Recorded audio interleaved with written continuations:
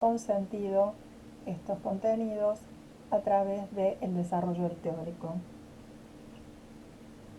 Primero los invito a que podamos ver este cortometraje, Ojo Cósmico, que nos habla de las escalas del universo. Es una propuesta de un profesor astrofísico australiano que nos muestra una progresión de representaciones cada vez más precisas de las distintas escalas del universo.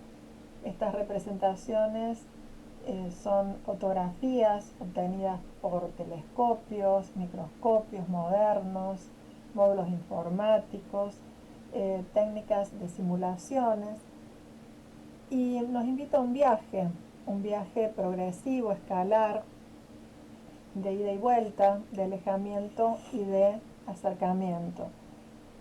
Bueno, ¿cómo relacionamos esto con lo que vamos a ver en el teórico? Bueno, esto tiene que ver con cómo varían los fenómenos en función a la distancia, por ejemplo. La distancia es una variable perceptual. Si bien esto es un disparador, nosotros en el espacio sabemos que hay muchas variables que interactúan de manera conjunta durante el proceso perceptivo, y que si variamos alguna de estas condiciones va a modificarse la percepción del conjunto. Por ejemplo, si variamos las condiciones de luz, si variamos la posición de nuestro cuerpo en el espacio, vamos a tener diferentes percepciones del conjunto. Todos los componentes sabemos que se vinculan en un entrelazado perceptual continuo. Y es muy importante conocer esto tanto para la lectura e interpretación de imágenes como para la creación y para la elaboración de prefiguraciones atmosféricas y de imágenes protoarquitectónicas. Todas estas variables que conforman el espacio se van a revelar bajo condiciones de luz. Estas condiciones de luz posibilitan hacerlo perceptible. Veamos esta imagen tomada por Marcia, donde pone en valor el contraste, el claroscuro, esta situación que da cuenta de un adentro y de un afuera, de un adelante y de un atrás. Atrás de las imágenes hay intenciones de ese sujeto que hace la captura, intenciones de ese sujeto que quiere comunicar, que quiere externalizar algo. Bueno, para eso, para poder tener herramientas, hablamos de una caja de herramientas que contiene elementos, componentes geométricos básicos para configurar el espacio, para darle forma, para poder comunicar. En esa caja de herramientas encontramos principios perceptivos, variables sintácticas, variables semánticas, relacionadas las sintácticas con los elementos que nos permiten ordenar las partes de este espacio, las partes de ese todo, reglas reguladas por la geometría.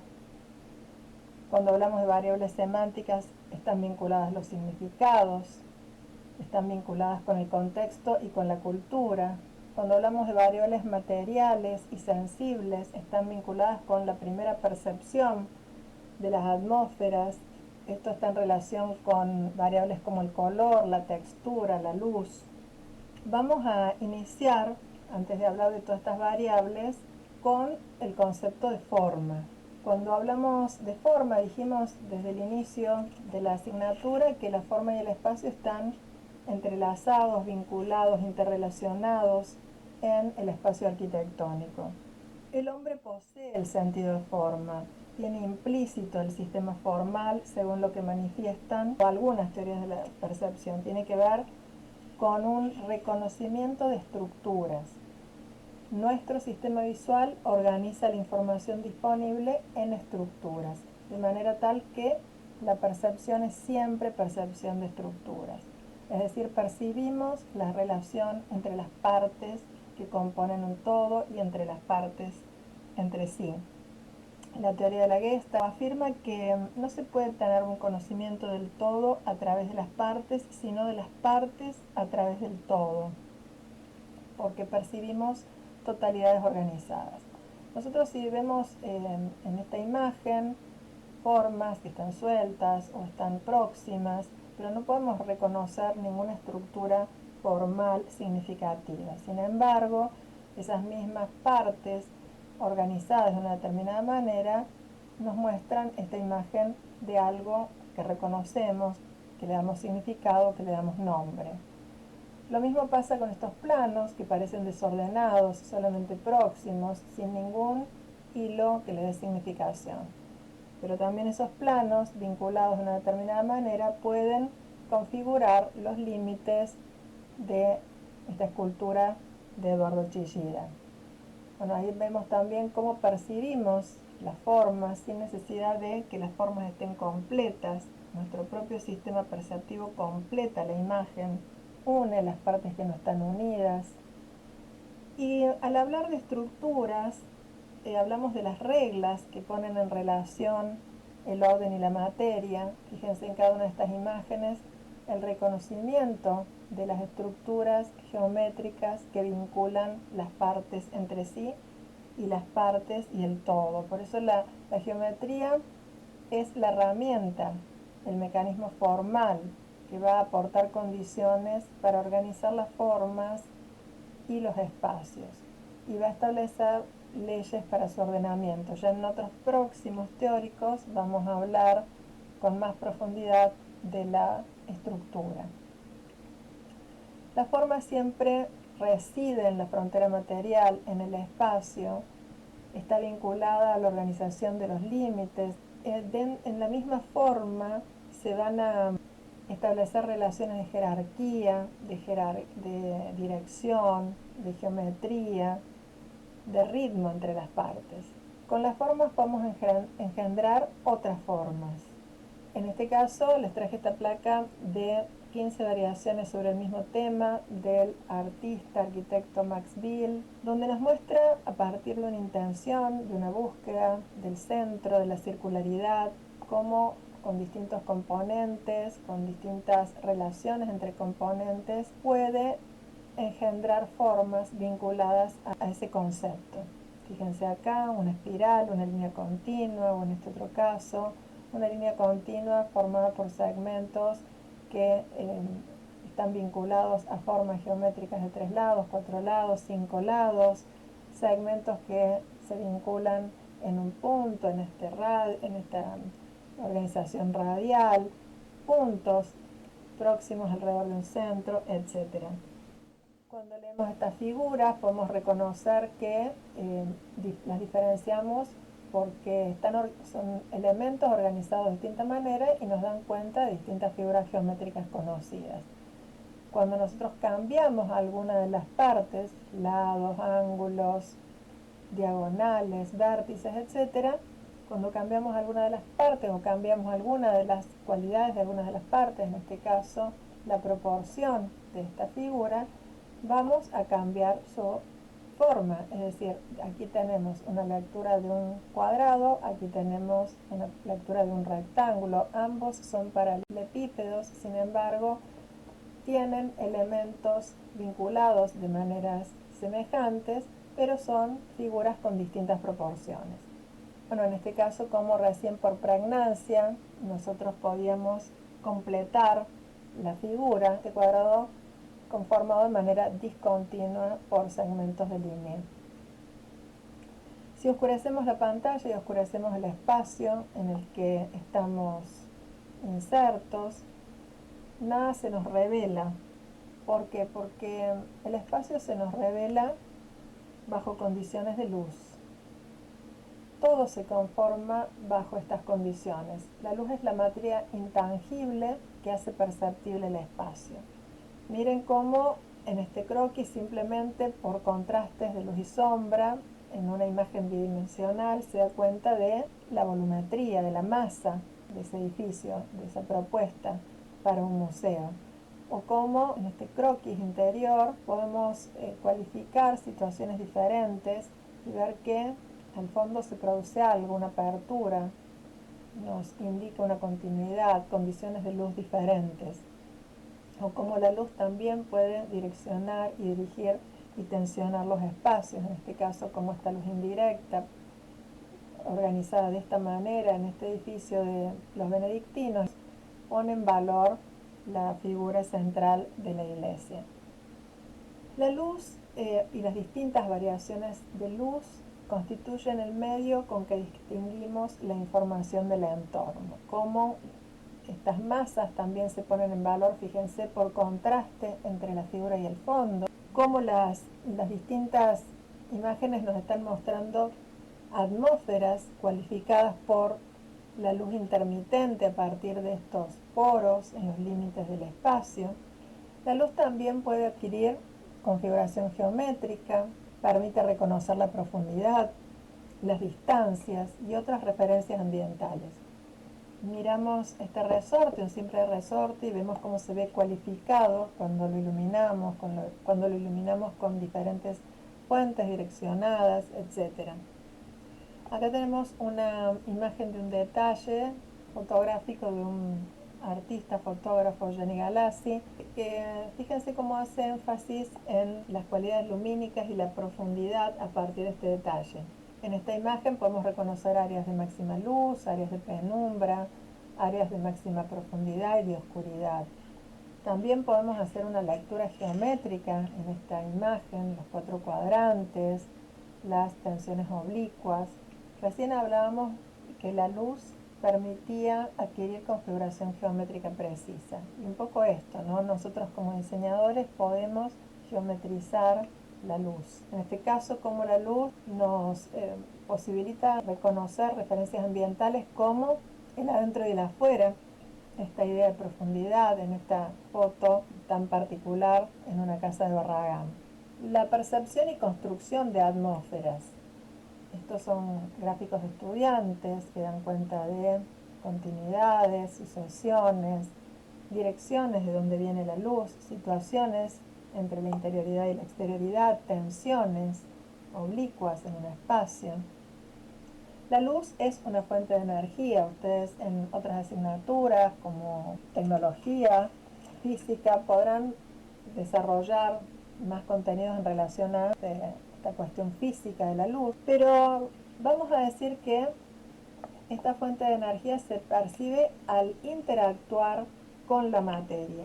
Entonces se pueden producir distintos fenómenos como absorción, transmisión, reflejo, refracción, y los diseñadores también trabajamos con estas cuestiones, con estos comportamientos de la luz.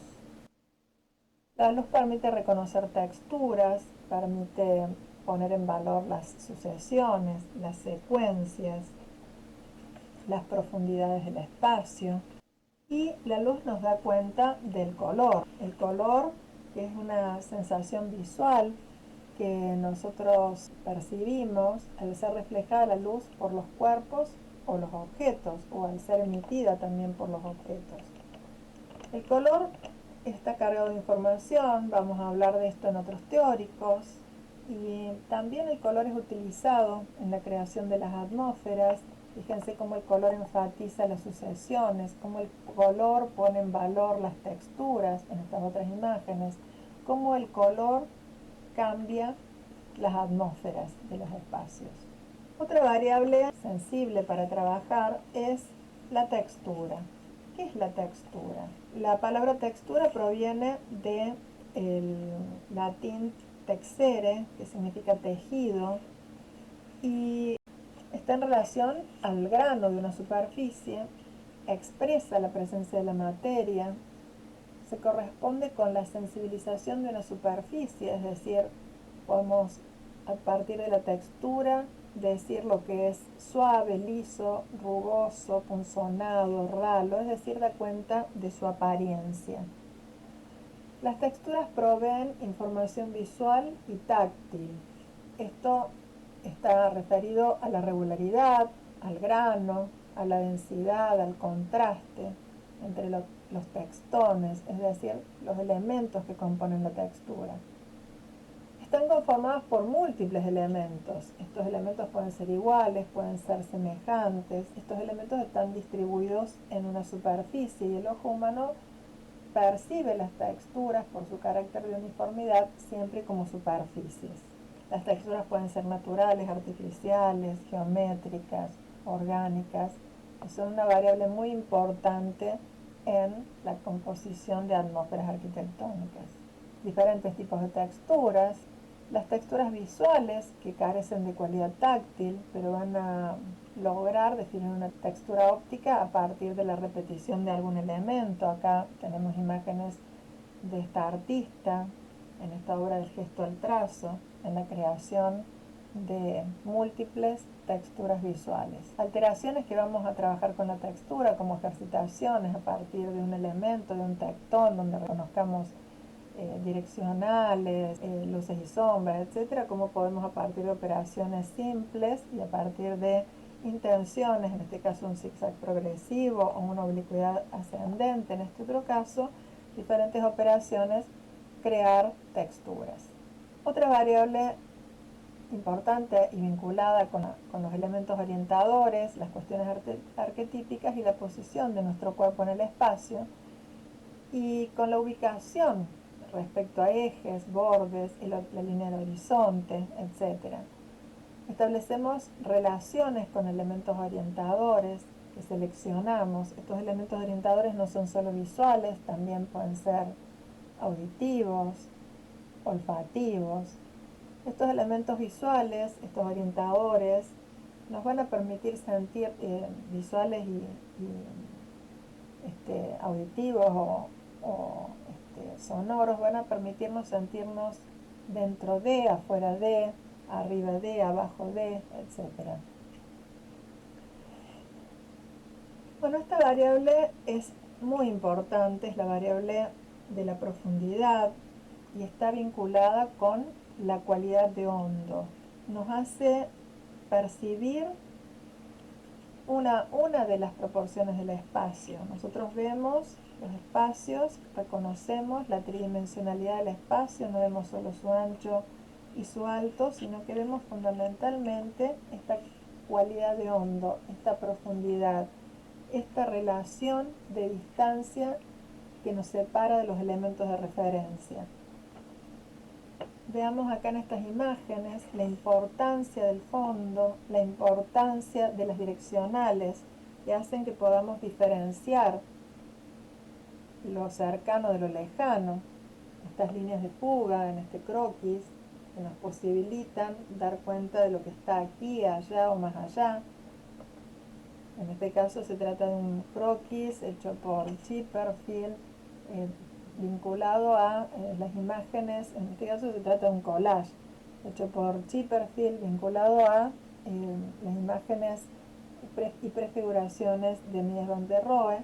Y fíjense cómo estas otras imágenes nos posibilitan, a partir también del collage, reconocer lo lejano, lo cercano, lo próximo, lo inmediato, y sin conocimientos profundos de perspectiva poder imaginar un espacio, poder crear un espacio. Estas son algunas imágenes de estudiantes en la lectura perceptual del espacio. Fíjense cómo variables como la profundidad se hacen presentes junto a otras variables como la luz, las sombras, las direccionales. En este otro caso, otras imágenes de estudiantes, donde también vemos los espesores de estos elementos que van a armar esta atmósfera de elementos pilares, el tamaño de las personas que da cuenta de la profundidad, las direccionales insinuadas, las fugas insinuadas. Hay otras maneras también de insinuar la profundidad sin recurrir a la perspectiva, que tiene que ver con las estratificaciones como recurso, que es lo que recién mostramos también en ese collage.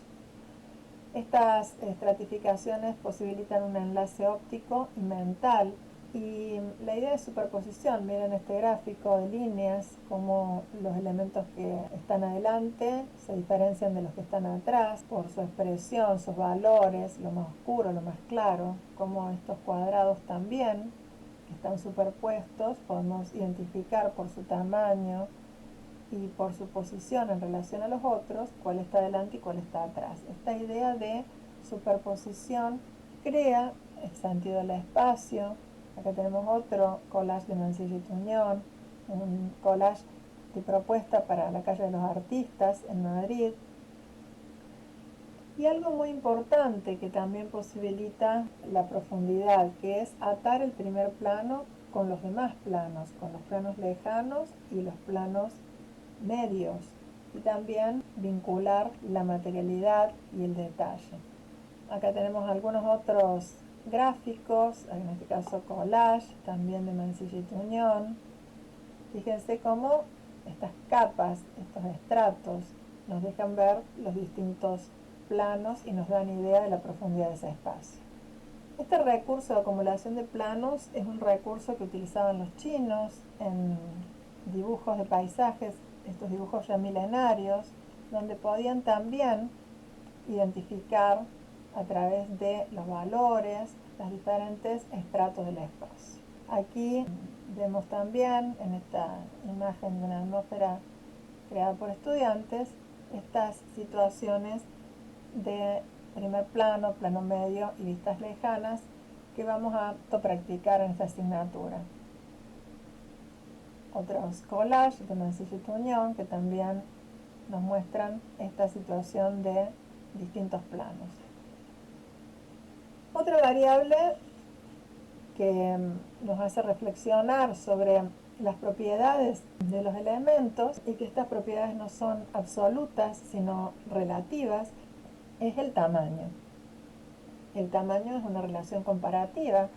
Miren esta gestualidad cuando pedimos una taza de café, más pequeña, más grande, siempre hablamos de relaciones dimensionales de una cosa en relación a otra. El tamaño está relacionado también con la distancia, con la escala, con la proporción. La disminución progresiva del tamaño de las formas contribuye a la impresión de profundidad. Veámoslo en esta imagen. Fíjense, estas esculturas disminuyen progresivamente el tamaño y dan cuenta de la profundidad de este espacio. Las que se acercan al monumento, las que se alejan del monumento. Lo mismo pasa con estos círculos. Y llegamos a esta situación de la variable escala. Hay múltiples definiciones de escala, pero nosotros vamos a poner énfasis en lo relacionado con la escala humana. ¿Por qué? Porque nuestro cuerpo es el lugar de la experiencia sensible de la escala. La escala arquitectónica va a establecer una relación entre lo universal y lo particular a través del hombre. La escala es una relación comparativa de las cosas, los objetos, los espacios, al ponerse en diálogo con nuestro cuerpo, o con otros objetos, o con otras condiciones en las que se implantan. Veamos qué pasa con algunos ejemplos. En estas imágenes nosotros tenemos idea del tamaño de esta maqueta por justamente la presencia de la escala humana, o en este dibujo provocativo de Fagundes, que también nos interpela en relación a cómo habitamos y las escalas de los espacios que habitamos, etc. El cuerpo y su relación al espacio en esta imagen que lo muestra Mies en un mismo espacio o en relación a un espacio donde él cambia su tamaño. Este es un ejercicio interesante porque simplemente con siluetas de distintos tamaños nosotros podemos comenzar a estudiar y explorar la relación espacio-cuerpo y darnos cuenta en este caso que se trata de un espacio de grandes dimensiones. Aquí cambia, fíjense, la altura de la persona está prácticamente duplicada, el espacio es mucho más pequeño, aquí está triplicada, y aquí es un espacio muy doméstico, de una altura muy estándar. Hablábamos de esta relación comparativa. Si nosotros vemos esta caja de Oteiza, las cajas metafísicas de este escultor, no sabemos qué tamaño tiene, no sabemos si este lado mide 5 metros, 5 centímetros, 50 centímetros, pero cuando lo vemos al lado de la persona podemos reconocer su tamaño en relación a nuestro cuerpo. En esta otra imagen también, en esta imagen del Museo de la Nueva Andalucía, no sería perceptible la escala si no estuvieran las figuras que nos dan cuenta de la escala de ese edificio institucional. Podemos hacer ejercicios con estas mismas cajas. Recién decíamos la relación comparativa con las condiciones donde se implantan estos objetos. Esas mismas cajas pueden estar sobre la mesa, pueden estar reconocidas dentro de un espacio verde, como un pabellón. Pueden trabajarse de manera tal que tengan un gran tamaño en relación al cuerpo y uno podría considerar que se trata de un edificio institucional de gran escala. Hablamos de relaciones dimensionales, siempre comparadas con otro objeto, con un estándar de referencia, con nuestro cuerpo en este caso. Y nos hace esto diferenciar escalas manuales. Fíjense este mismo poliedro que va tomando distintos tamaños y se va relacionando con nuestro cuerpo de distinta manera.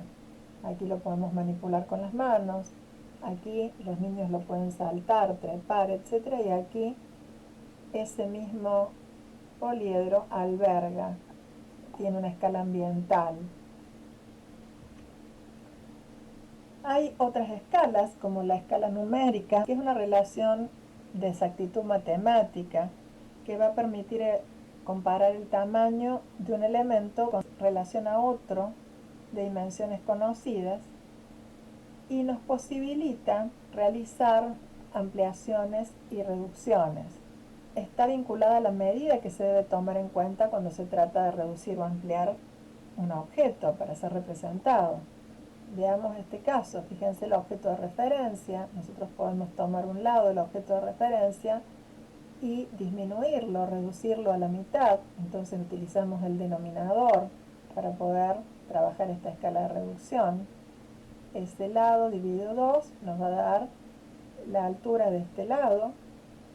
O si queremos ampliarlo, lo vamos a multiplicar y vamos a usar el numerador, este lado multiplicado por 2, en este caso lo duplicamos, nos va a dar la escala de ampliación.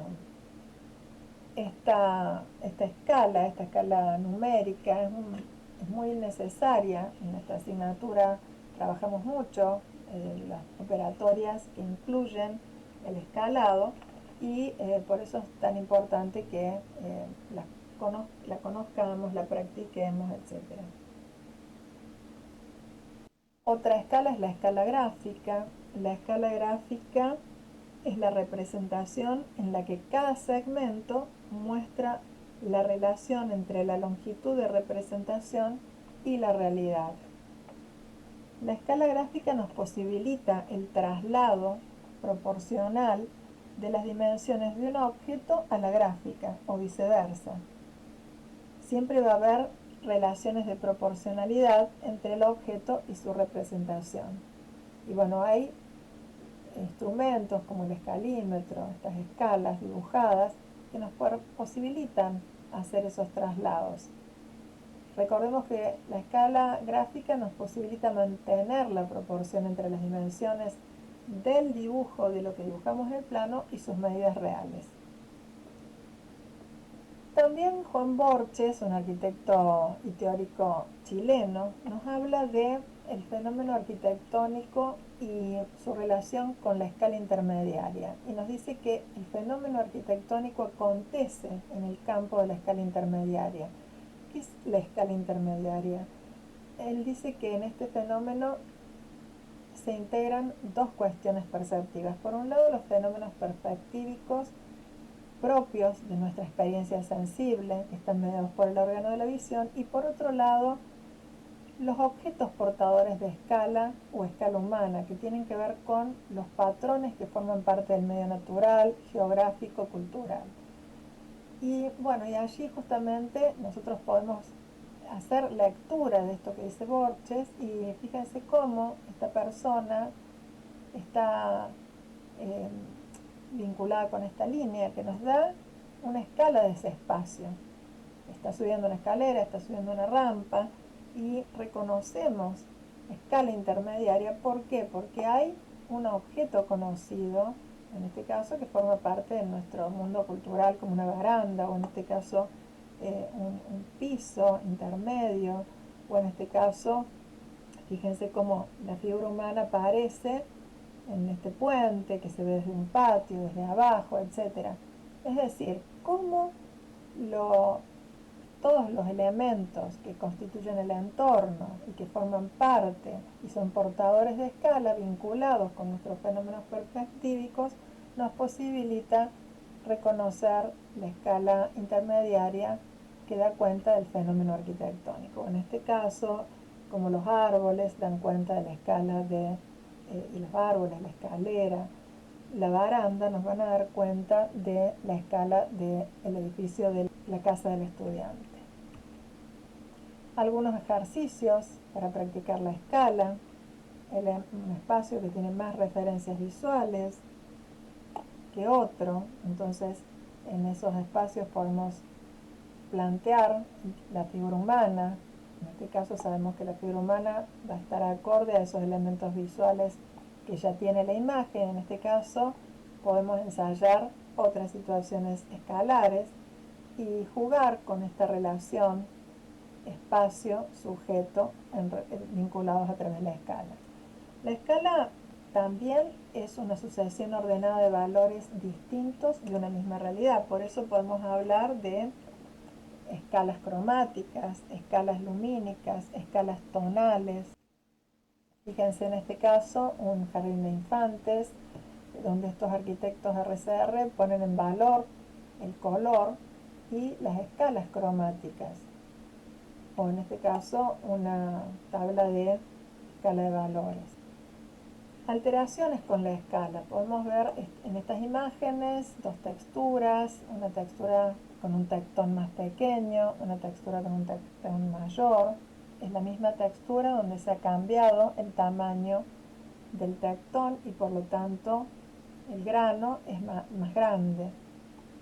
Como con estas alteraciones en la escala la podemos poner en relación con nuestro cuerpo y jugar con la relación límite, cuerpo, espacio, forma, proporción, etc.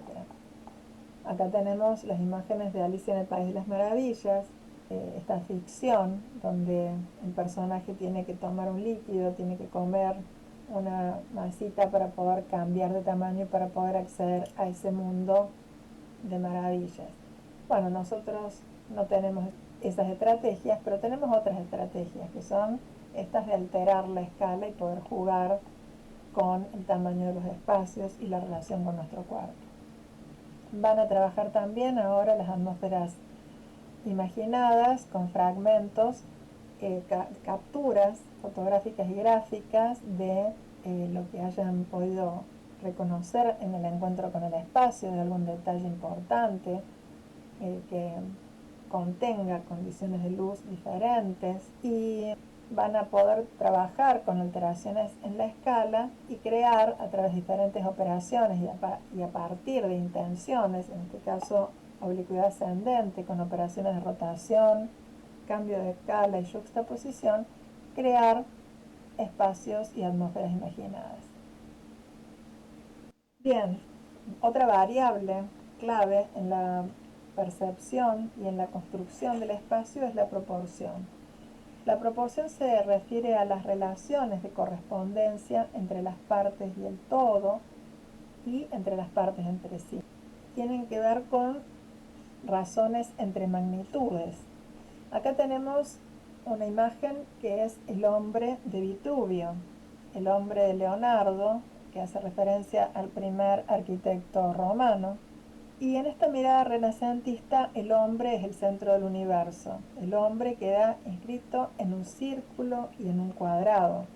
Estas figuras euclidianas fundamentales para los griegos que creían que la proporción conducía a la salud, conducía a la belleza. O estas otras imágenes, acá tenemos el modulor, este método de proporciones creado por el arquitecto Le Corbusier, quien utiliza esta unidad modular de escala del tamaño del hombre para poder establecer las alturas correctas de los objetos que diseña y los elementos de un edificio, de los espacios, etc. Fíjense cómo Le Corbusier también utiliza la proporción áurea, esta proporción o número de oro que va a utilizar, por ejemplo en este caso, en la fachada de la Villa Stein, también llamada proporción divina. También de esto vamos a hablar en el teórico cuando trabajemos fundamentalmente de la geometría y el orden, cómo esta proporción que va a establecer las relaciones dimensionales entre la suma de los lados y los lados entre sí.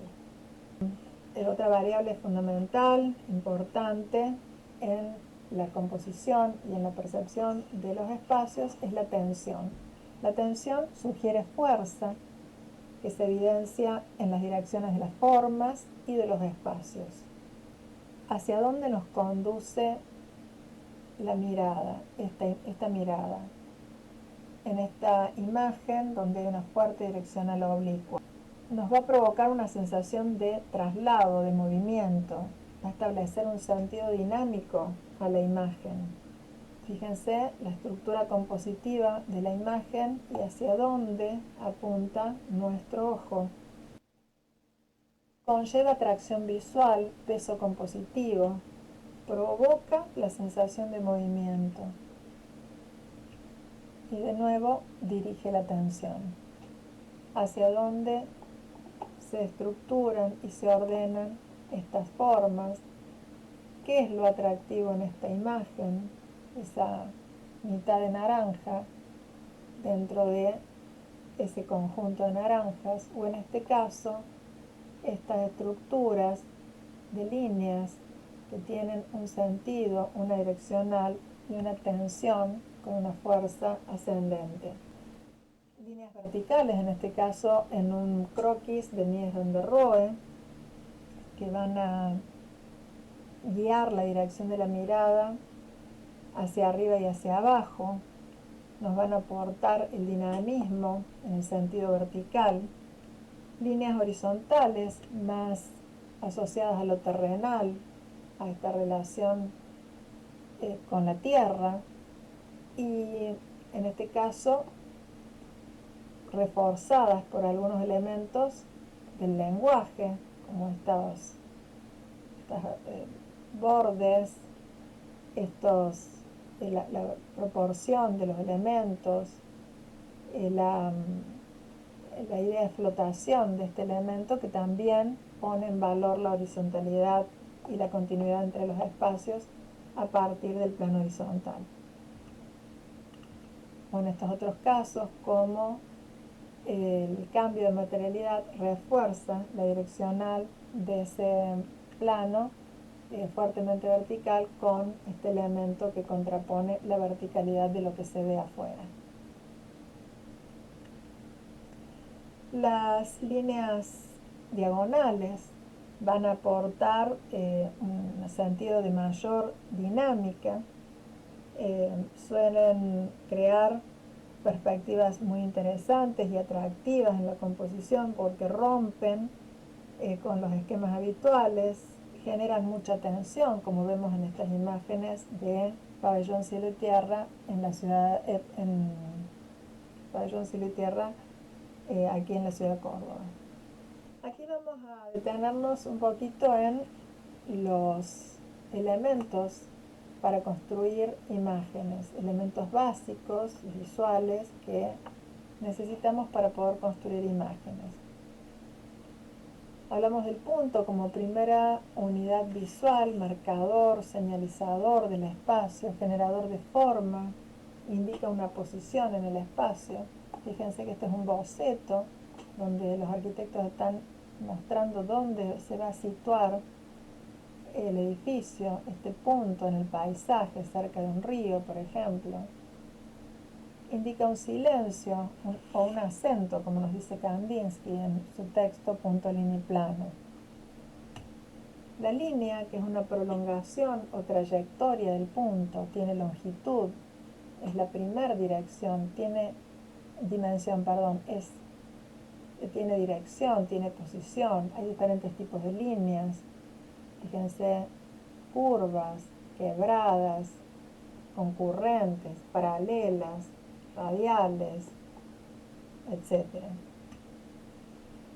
El plano, que implica la extensión de la línea, ya tiene longitud y ancho, tiene también forma, superficie, orientación y representa la bidimensión.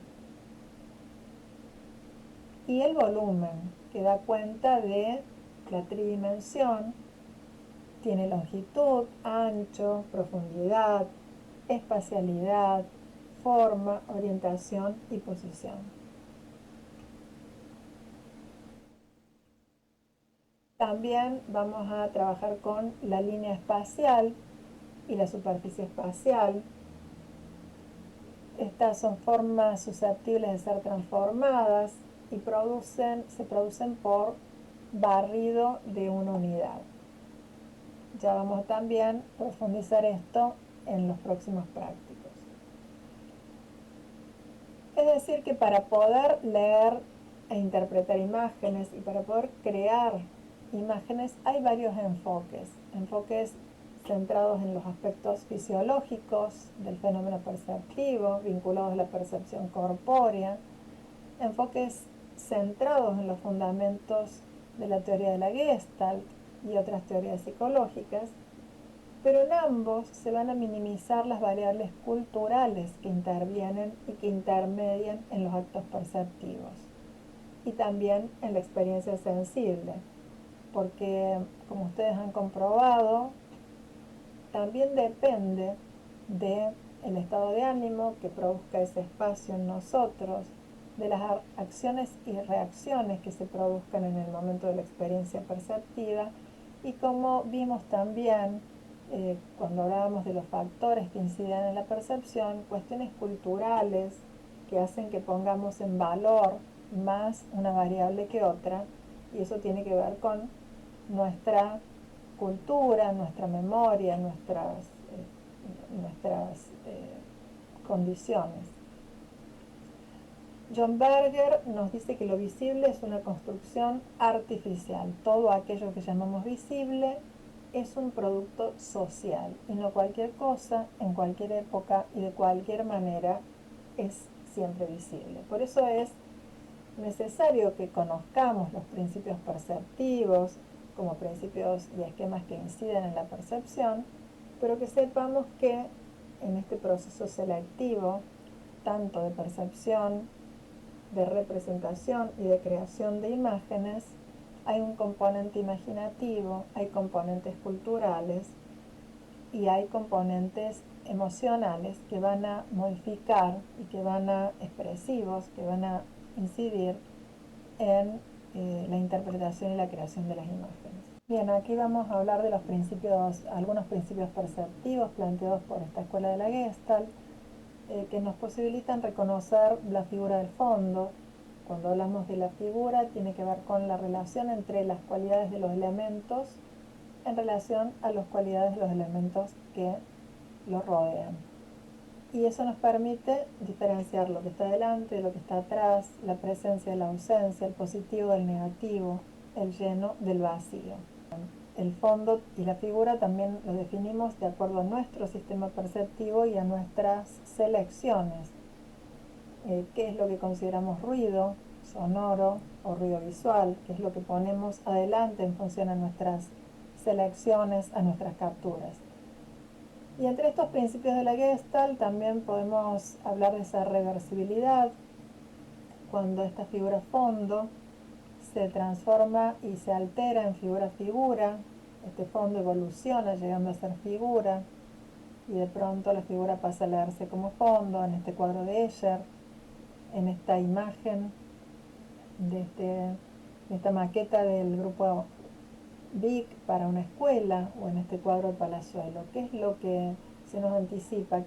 ¿Cuál es el fondo? ¿Qué es lo que está delante? ¿Qué es lo que está atrás? Podemos decir que en este caso se entiende como reversible. Otro principio perceptivo es la clausura, también la llamábamos recién pregnancia. Nuestro cerebro tiende a completar la imagen, unir las partes que no están unidas para completar una figura. Fíjense en este caso la posibilidad de reconocer un objeto mientras estén presentes algunos elementos principales de ese objeto, y aunque este no parezca entero, en este caso triángulos superpuestos, en este caso nos damos cuenta de que se trata de una caja cúbica donde han desaparecido partes estratégicas en esa escultura. También principios de semejanza, reconocemos lo que tenga más afinidad y semejanza, posibilita que se reconozcan ligados por un nexo o por un parentesco. Podemos hablar de familias de formas, familias de colores, familias de texturas, etc.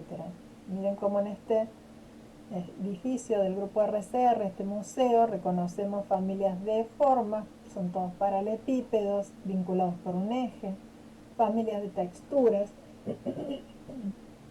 semejanzas en relación al mismo material, etc.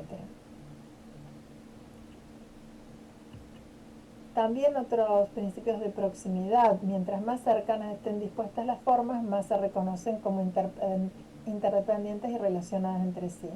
Fíjense cómo estos segmentos se agrupan de a 4, mientras que estos quedan sueltos, y también podemos decir que por proximidad acá reconocemos un conjunto, como acá tenemos reconocimiento de grupos o conjuntos de figuras que están dispuestas próximas o cercanas.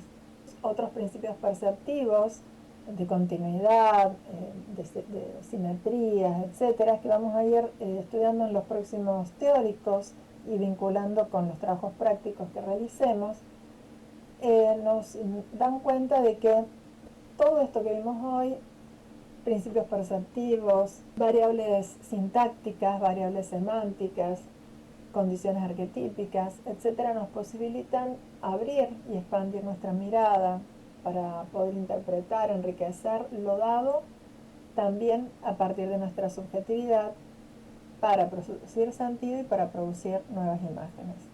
Nos vemos en los talleres. Muchas gracias.